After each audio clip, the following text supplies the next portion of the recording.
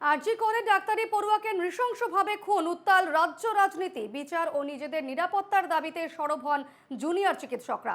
শনিবার দিনভর উত্তপ্ত থাকে আরজিকর চত্বর। বিক্ষোভের আঁচ গিয়ে পড়ে জেলাগুলিতেও। আরজি করে কর্মবিরতিতে জুনিয়র চিকিৎসকরা। এদিকে চিকিৎসক কম থাকায় আজও ব্যাহত জরুরি পরিষেবা। ভোগান্তিতে চিকিৎসা করাতে আসা রোগীরা। দোষীদের শাস্তি ও নিজেদের নিরাপত্তার দাবিতে অনড় জুনিয়র চিকিৎসকরা। কোনো রকমের অপ্রীতিকর ঘটনা এড়াতে জরুরি বিভাগের সামনে গার্ডরেল দিয়ে ব্যারিকেড করে দিয়েছে পুলিশ। হাসপাতাল চত্বরে মোতায়েন রয়েছে কলকাতা পুলিশের মহিলা ফোর্স র্যাফ।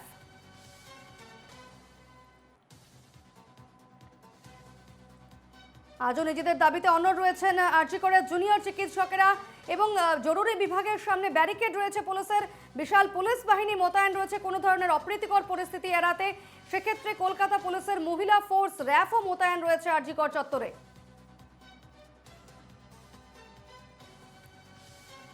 অন্যদিকে চিকিৎসকদের বিক্ষোভের জেরে, তাদের কর্মবিরতির জেরে কিন্তু পরিষেবা ব্যাহত হচ্ছে, আপাতকালীন পরিষেবা ব্যাহত হচ্ছে এবং আজও কিন্তু পরিষেবা ব্যাহত হচ্ছে, এমনটাই জানাচ্ছেন রোগীর আত্মীয় পরিজনরা। সকাল থেকেই তারা ডাক্তারদের জন্য অপেক্ষা করে বসে রয়েছেন। তবে তাদের যেটা অভিযোগ, প্রথম রাউন্ডে ডাক্তার এলেও দ্বিতীয় রাউন্ডে কিন্তু ডাক্তারদের দেখা মিলছে না, এমনটাই অভিযোগ করছেন রোগীর আত্মীয় পরিজনরা। গতকাল আমরা দেখেছি আরজিকর কাণ্ড ঘিরে যে উত্তাল পরিস্থিতির ছবি আমরা গতকালও দেখেছি। আরজিকর চত্বরে একেবারে হুলস্থুল পরিস্থিতি তৈরি হয়, ধস্তাধস্তি হয় পুলিশের সঙ্গে বিক্ষোভকারীদের। শুধু যে সেখানে প্রাক্তনীরা ছিলেন তা নয়, বা জুনিয়র চিকিৎসকেরা বর্তমান পড়ুয়ারা ছিলেন তা নয়, সেখানে কিন্তু রাজনৈতিক দলগুলোও ছিল এবং সেখানেই কিন্তু আপত্তি জানিয়েছিল বর্তমান পড়ুয়ারা। তাদের যে বক্তব্য, এই ঘটনায় তারা রাজনৈতিক রং লাগতে দিতে নারাজ এবং সে কারণেই তারা বাধা দিতে চাইছিলেন বিভিন্ন রাজনৈতিক দল থেকে শুরু করে প্রাক্তনীদেরও। এবং সেখানেই পুলিশের সঙ্গে ধস্তাধস্তি বাঁধে। একেবারে হাসপাতালের যে গেট, সেই গেট ভেঙে ফেলে ঢোকার চেষ্টা করে বিক্ষোভকারীরা। গার্ডরেল ভেঙে ফেলা হয়, গার্ডরেল সরিয়ে দিয়ে হাসপাতালে ঢোকার চেষ্টা করেন বিক্ষোভকারীরা। এবং আজকেও কর্মবিরতির একাংশ টুকরো ছবি চোখে পড়ছে এবং সে কারণে কিন্তু ব্যাহত হচ্ছে জরুরিকালীন পরিষেবা। আমাদের সঙ্গে সরাসরি রয়েছেন প্রতিনিধি রক্তিমা দাস। রক্তিমা, এই মুহূর্তে কি ছবি রয়েছে? ডাক্তাররা কি এসেছেন? জরুরি পরিষেবা ব্যাহত হচ্ছে এমনটাই অভিযোগ করছিলেন রোগীর আত্মীয় পরিজনরা। এই মুহূর্তের কি পরিস্থিতি?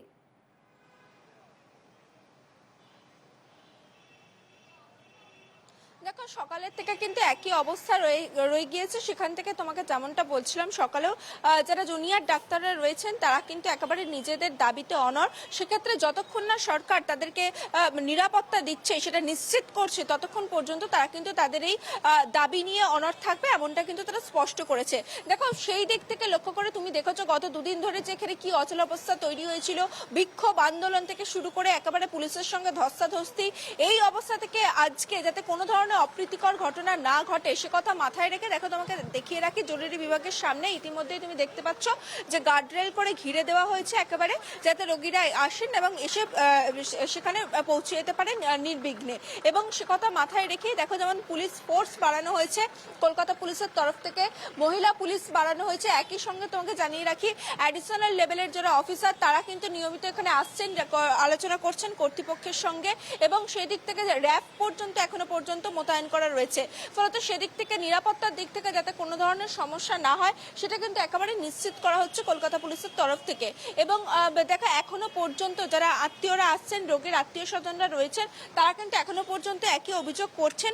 সেক্ষেত্রে কখনো কখনো একবার ডাক্তার এলেও, রাউন্ডে একবার ডাক্তার এলেও দ্বিতীয় রাউন্ডে কিন্তু আর পাওয়া যাচ্ছে না।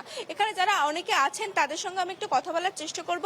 ভেতরে তুমি দেখতে পাচ্ছ অনেকে রোগীর পরিবারের আত্মীয় যারা, তারা কিন্তু অপেক্ষা করছেন সকাল থেকে।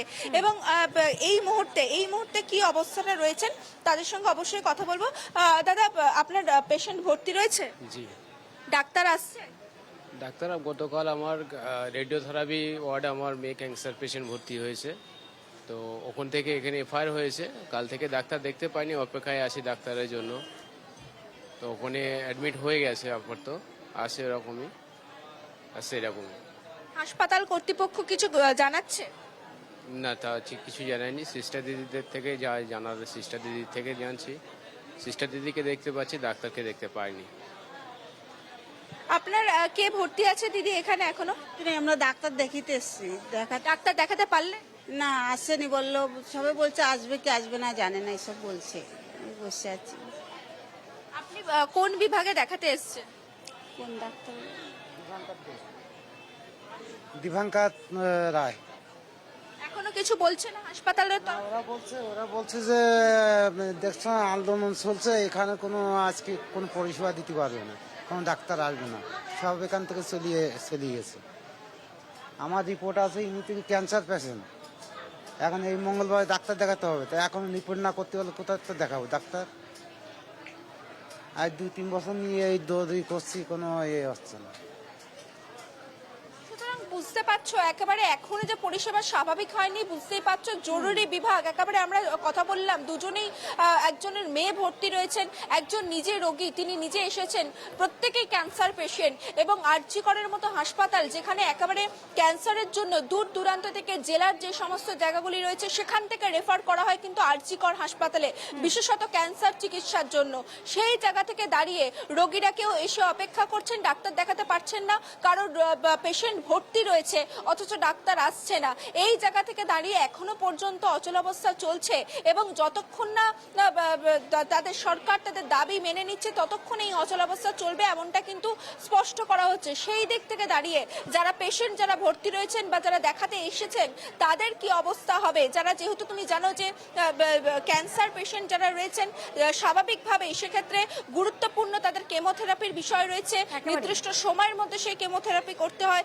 এই সমস্ত যতক্ষণ না জট কাটছে ততক্ষণ এই রোগীদের ভবিষ্যৎ কি হবে সেটাও কিন্তু একটা চিন্তার মধ্যে পড়ে গিয়েছে এই মুহূর্তে। একেবারেই তাই। এবং সেই ছবি আমরা এই মুহূর্তে দেখছিলাম যেখানে মারণ রোগে আক্রান্ত অথচ তারা ডাক্তার দেখাতে এসেছেন, কিন্তু সেখানে তাদের যে উত্তর মিলছে যে ডাক্তার নেই, ডাক্তার আসবেন না, কারণ তাদের কর্মবিরতি চলছে বা তারা একটা বিক্ষোভে রয়েছেন, প্রতিবাদে রয়েছেন। সেক্ষেত্রে স্বাভাবিকভাবেই তাদের যে হয়রান হতে হচ্ছে ডাক্তারদের কাছে এসে, যে পরিষেবা ব্যাহত হচ্ছে, যে অচলাবস্থা তৈরি হচ্ছে, তাদের যে ভবিষ্যৎ বা তাদের যে শুশ্রূষা, সেই বিষয়টি কিন্তু একেবারে অনিশ্চয়তায় রয়েছে। আপাতত ধন্যবাদ রক্তিমা, পরবর্তীতে আবারও যোগাযোগ করব।